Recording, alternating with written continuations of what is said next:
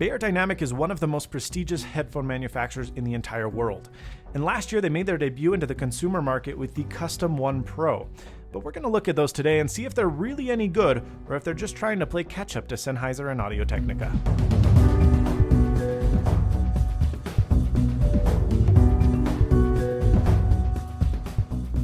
These headphones are not new. They've been around for about a year. And the reason I'm reviewing them is because many of you have requested that I do such a review, but also because they've dropped from their $250 retail price point to about $170 online.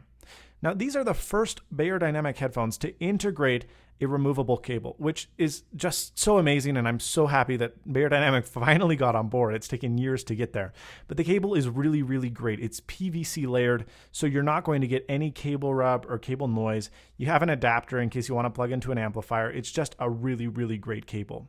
Now, the headphones themselves look slick. They look like premium headphones in my opinion.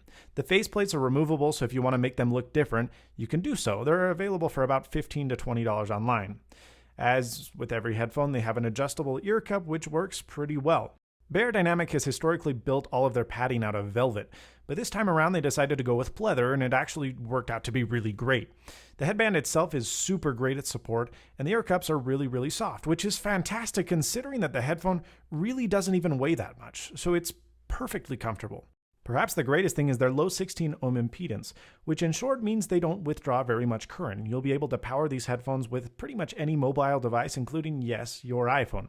This is excellent for those that don't want to carry around a portable amplifier or leave these at home. As with all Beyer products, these are manufactured in Germany. So what I've said basically sets these up to be a really great headphone. But unfortunately, in the sound department, they fall a little bit short, and it's because of this. Beyer calls them the custom sound sliders. I call them bass porting. Basically, depending on the position of the switch, more air goes into the driver housing, thus giving emphasis or detracting away from the bass in the low end. If it's in the first switch, there's hardly any bass at all. The second switch gives you a relatively flat response. The third switch gives you a lot of bass. And the fourth switch gives you so much bass that your testicles fall off.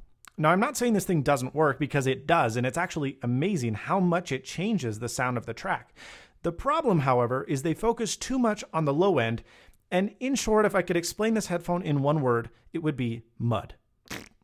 Now, I apologize for the sound effect, but it really proves my point. When you have a lot of bass going on, these headphones actually sound pretty good, because the highs, while they're not super excellent, when coupled with a lot of bass, they do create quite a great sound. So if you're listening to hip-hop, EDM, dubstep, that kind of stuff, they'll hold their ground in the second or third switch. Once you put it into the fourth switch, it gets muddy, it gets loose, it's just terrible. And if it's in the first switch, then there's pretty much no bass at all. And that's the issue with these cans that I had. When I wanted to listen to something with lots of mids, I would put it in the first or second switch, but then the bass is really, really veiled. And because of that, the trebles don't sound good. They're pretty harsh, pretty sibilant, and there's pretty much no mids at all. So you're really left with a great low end, no mids, and a decent high end, depending on the song and depending on the genre.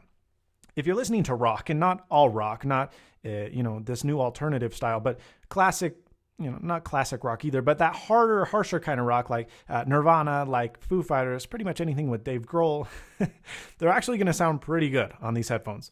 And dubstep, all that kind of stuff, it sounds superb.